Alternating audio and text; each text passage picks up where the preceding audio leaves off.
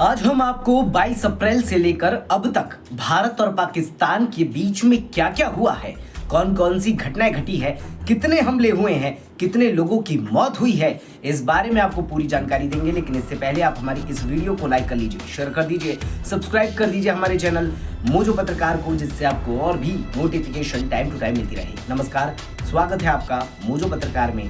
मैं हूं आपके साथ उद्देश्य मंगल। आपको बता दें कि हाल ही में भारत पाकिस्तान युद्ध रुक चुका है, विराम लग चुका है, लेकिन प्रधानमंत्री नरेंद्र मोदी ने साफ कह दिया है कि अगर आतंकवादी हमला होता है तो हम बदला लेंगे। बता दें कि भारत ने ऑपरेशन सिंदूर के तहत पाकिस्तान में स्थित 9 आतंकी ठिकानों को पूरी तरह तबाह कर दिया। इस हमले में 100 से ज्यादा आतंकियों के मारे जाने की खबर है। ये पूरा मामला तब शुरू हुआ जब 22 अप्रैल को जम्मू कश्मीर के पहलगाम में आतंकवादियों ने 26 बेगुनाह पर्यटकों की गोली मारकर हत्या कर दी थी। जैसा कि हमने एक वीडियो में आपको बताया भी था कि पहलगाम में आखिर हमला क्यों हुआ था, उसकी लिंक भी आपको मिल जाएगी। आइए अब आपको बताते हैं कि 22 अप्रैल के बाद से अब तक क्या क्या हुआ है। इसे एक टाइमलाइन के जरिए समझते हैं कि भाई क्या क्या घटनाएं घटी हैं। सबसे पहली बात 22 अप्रैल को। 22 अप्रैल के दिन जम्मू कश्मीर के पहलगाम में आतंकवादियों ने 26 पर्यटकों की हत्या कर दी, जिसमें एक नेपाल का नागरिक भी शामिल था। इस हमले के बाद आतंकवादी जंगल के रास्ते भाग निकले थे। 22 अप्रैल को ही अमेरिकी राष्ट्रपति ने पीएम मोदी से फोन पर बातचीत की थी। पीएम मोदी उस समय सऊदी अरब में थे। अमेरिका के राष्ट्रपति डोनाल्ड ट्रंप ने भी इस आतंकी हमले पर दुख जताया था। अब बात अगले दिन की करते हैं, यानी 23 अप्रैल की करते हैं। पीएम मोदी ने स्पष्ट संदेश दिया था कि आतंकियों को मिट्टी में मिला देंगे।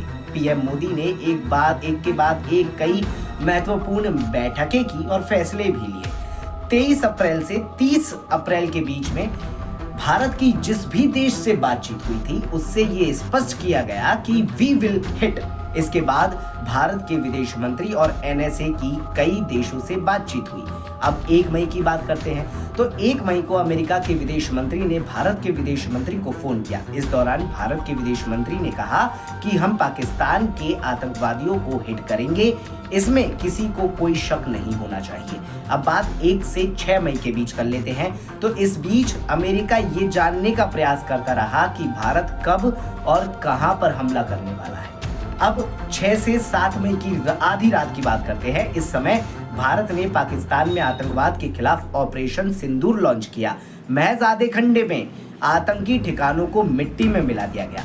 पीओके और पाकिस्तान में आतंकी शिविरों पर 9 स्थानों पर हमला किया गया। 7 मई की अगर सुबह की बात करें तो भारत के डीजीएमओ ने पाकिस्तान के डीजीएमओ को जानकारी दी कि भारत ने पाकिस्तान में आतंकी शिविरों पर स्ट्राइक की है।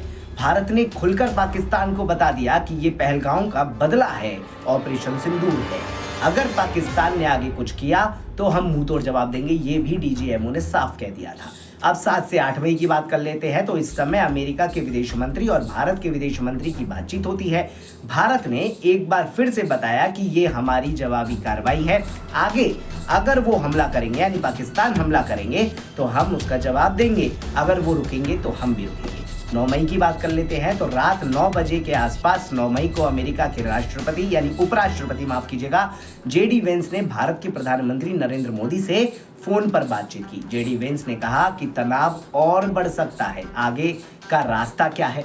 सूत्रों ने बताया कि पीएम मोदी ने कहा कि अगर पाकिस्तान कुछ करता है तो उसके अब तक का सबसे विनाशकारी जवाब दिया जाएगा पाकिस्तान को।